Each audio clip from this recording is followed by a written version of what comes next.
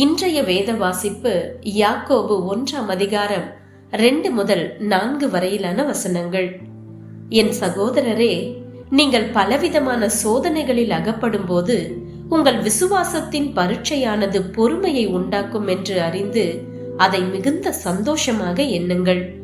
நீங்கள் ஒன்றிலும் குறைவுள்ளவர்களாயிராமல் பூரணராயும் நிறைவுள்ளவர்களாயும் இருக்கும்படி பொறுமையானது பூரண கிரியை செய்ய கடவது. இன்றைய நற்செய்தி விசுவாசத்தில் வளர்தல்.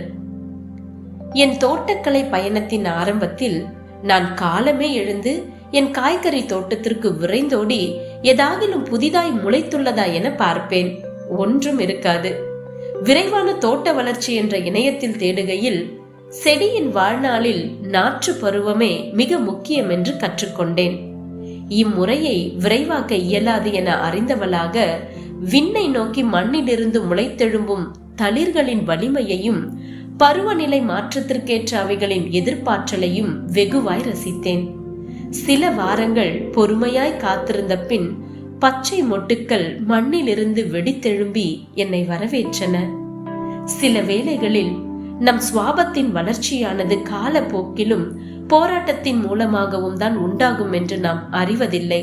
அதனால் நம் வாழ்வின் வெற்றிகளையும் அதனால் உண்டாகும் மகிழ்ச்சியையும் சுலபமாக கொண்டாடுகிறோம்.